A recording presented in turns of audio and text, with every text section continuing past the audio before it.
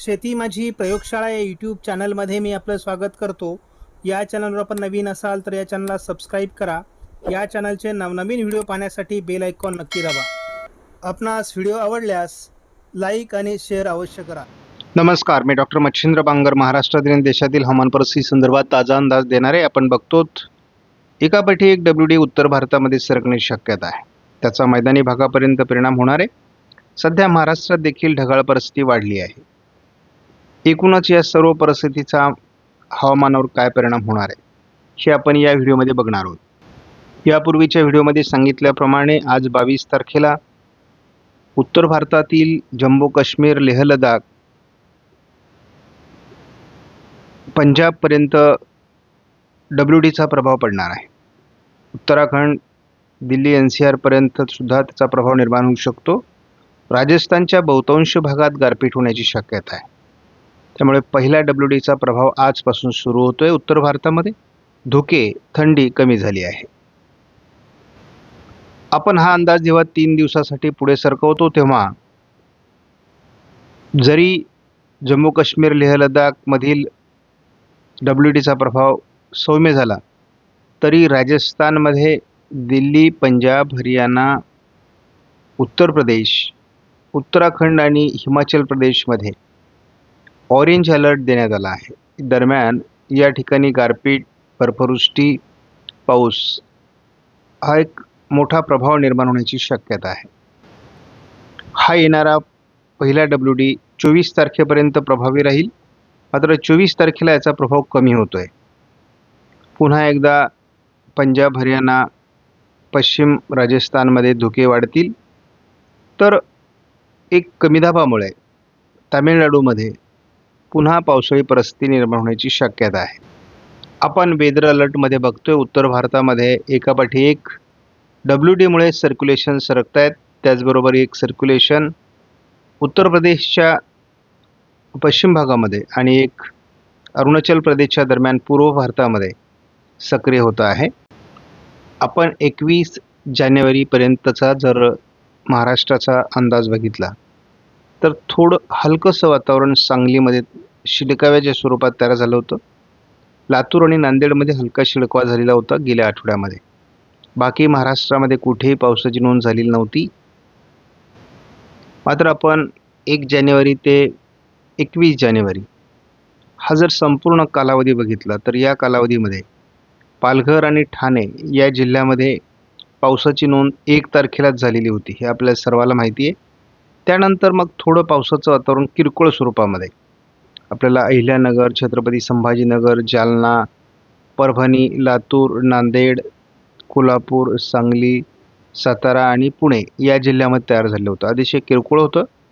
त्यामुळे केवळ या ठिकाणी पावसाची नोंद झालेली आहे, परंतु विशेष पावसाची म्हणजे ॲक्टिव्हिटी या ठिकाणी झालेली नाही. आणि इतर जिल्ह्यांमध्ये मात्र महाराष्ट्रात पावसाचा लवलेशही नाही. GFS मॉडेलच्या अंदाजामध्ये आपण बघतो आता एक WD प्रभावीपणे 22 तारखेला उत्तर भारताकडे सरकतोय, ज्याचा आज परिणाम होण्याची शक्यता आहे. उद्या देखील उत्तर भारतात WDचा मोठा प्रभाव राहणार आहे. बंगालच्या उपसागराच्या दक्षिणेला अंदमान निकोबार बेटांपासून तर जवळपास तामिळनाडूपर्यंत देखील एक हलकं कमी दाबाचं क्षेत्र विकसित होत आहे. उत्तर भारतातील WDचा 24 तारखेपर्यंत परिणाम राहील असा अंदाज आहे. हा WD तसा कमजोर होण्याची शक्यता आहे 25, 26, 27. मात्र 27 तारखेपासूनच पुन्हा नव्याने एक WD उत्तर भारतात सरकणार आहे आणि त्यामुळे त्याचा देखील परिणाम 28 तारखेला अगदी राजस्थान, पंजाब, हरियाणा, अगदी उत्तर प्रदेशपर्यंत किंवा उत्तरेतील बाकी सर्व राज्यांमध्ये परिणाम होणार आहे. त्यामुळे दुसरा WD देखील 28-29ला परिणाम करणार आहे. त्याचा प्रभाव 30 आणि 31 तारखेला कमी होईल. याचा महाराष्ट्रात किती परिणाम होतो हे मात्र आपल्याला बघावं लागणार आहे. आपण टेम्परेचर जर GFS मॉडेलनुसार बघितलं तर महाराष्ट्रातील थंडी सौम्य आहे. उत्तर भारतात जरी थंडी असली तरी सरासरीच्या आजूबाजूला आहे. त्यामुळे जसे WD उत्तर भारतात येतील तशी या ठिकाणी गारपीट, बर्फवृष्टी होणार आहे. त्यामुळे आपल्याला साधारण 25-26 तारखेच्या दरम्यान उत्तर भारतात पुन्हा थंडीचा प्रभाव वाढेल. 27, 28, 29, 30 आणि 31 तारखेपर्यंत महाराष्ट्रातील थंडी मात्र कमी होणार आहे.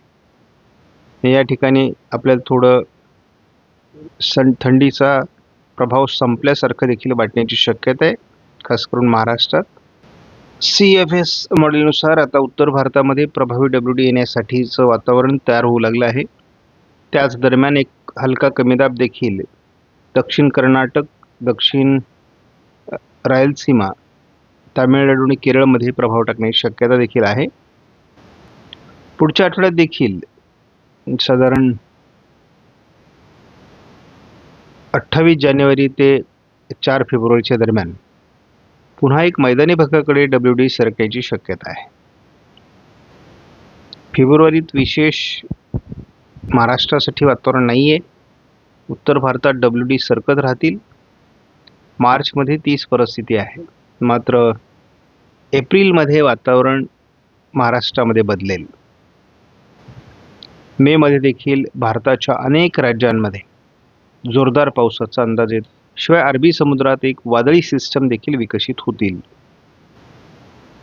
CAN-SIPSचा एप्रिल आणि मे मधल्या अंदाजात अजून काही बदल नाही. NMME मॉडेलचा मेचा अंदाज अजून कायम आहे. आपण AIFS मॉडेलचा जर अंदाज घेतला तर WDचा प्रभाव कशा पद्धतीने वाढतोय हे आपण दररोज बघतो. एकाच वेळेस बंगालच्या उपसागराच्या दक्षिणेला आणि उत्तर भारतात WD आणि इकडे कमी दाब असे दोन्ही परिस्थिती कायम आहेत. साधारणपणे 28-29च्या दरम्यान आणि त्याच्या अगोदर असे 2 WD उत्तर भारतात सक्रिय होतील. साधारण हा अंदाज 5 फेब्रुवारीपर्यंतचा आहे. महाराष्ट्रात मात्र अजून तरी विशेष परिणाम दाखवण्यात आलेला नाही. 5 फेब्रुवारीपर्यंत आपण ECMWF मॉडेलचा एकत्रित अंदाज बघितला तर महाराष्ट्रात फारसा प्रभाव कुठे दिसत नाही, परंतु थोडं सिंधुदुर्ग जिल्ह्यामध्ये आणि थोडं नंदुरबार, जळगावच्या काही भागात किरकोळ पावसाचा प्रभाव निर्माण होऊ शकतो. या पलीकडे विशेष जोर नाही आहे, परंतु या दरम्यानच्या काळात केरळ, तामिळनाडू आणि उत्तरेकडील अनेक राज्यांमध्ये पाऊस होणार आहे. उत्तरेकडील अनेक राज्यांमध्ये मैदानी भागात गारपीट तर उत्तरेकडील भागात बर्फवृष्टी होणं अपेक्षित आहे.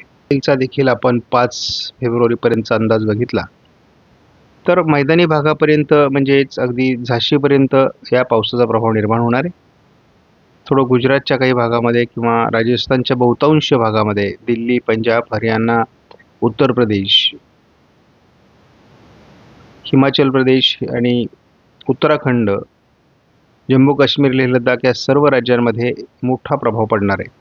परंतु मैदानी भागाकडे म्हणजेच महाराष्ट्रासाठी मात्र फारसं वातावरण निर्माण होणार नाही. त्यामुळे शेतकऱ्यांनी फार घाबरून जाण्याची गरज नाही.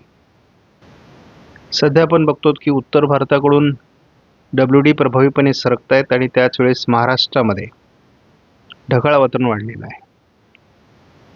तर याचा काही पावसाच्या स्वरूपात परिणाम होईल का हे जर आपण बघितलं तर केवळ ढगाळ परिस्थिती महाराष्ट्रामध्ये सध्या तरी आहे.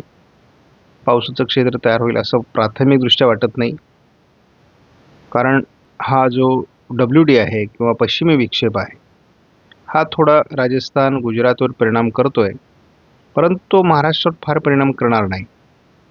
त्यामुळे महाराष्ट्रात पावसाची परिस्थिती निर्माण होईल असं प्राथमिकदृष्ट्या वाटत नाही. मात्र महाराष्ट्रामध्ये बऱ्यापैकी ढगाळ परिस्थिती देखील निर्माण होत राहणार आहे. बऱ्याच शेतकऱ्यांना असं वाटू शकतं की या ठिकाणी पावसाची परिस्थिती निर्माण होईल का, तर तसं प्राथमिकदृष्ट्या या ठिकाणी 22-23 तारखेला येणाऱ्या WDमध्ये तरी कोणत्याही प्रकारचं वातावरण तयार होईल असं वाटत नाही. बंगालच्या उपसागरात तयार होत असलेल्या हलक्या कमी दाबाचा परिणाम थोडा रत्नागिरी, कोल्हापूर, दापोलीपर्यंत 26-27ला होण्याची शक्यता आहे आणि त्यामुळे थोडं नाशिक, मुंबईसह अगदी रत्नागिरीपर्यंत मोठ्या प्रमाणात ढगाळ वातावरण देखील निर्माण होईल. आपण 27 तारखेला बघतो.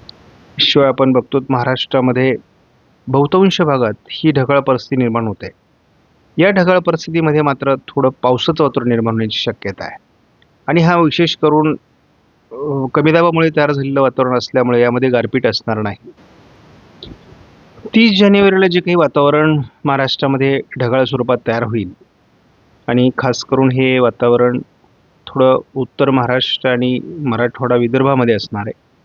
तर यात काही पावसाळी परिस्थिती निर्माण होते का हे देखील बघावं लागणार आहे. किरकोळ ढगाळ परिस्थिती महाराष्ट्रामध्ये 5 तारखेपर्यंत होत राहील, परंतु विशेष पावसाचं वातावरण नाही. ज्या तारखांना आपल्याला थोडी शक्यता वाटते ती आपण सांगितलेली आहे. आपण आज व्हिडिओमधील माहिती महत्त्वपूर्ण वाटल्यास लाईक करा, शेअर करा, चॅनलला सबस्क्राईब करा. धन्यवाद. जय हिंद, जय महाराष्ट्र, जय बळीराजा.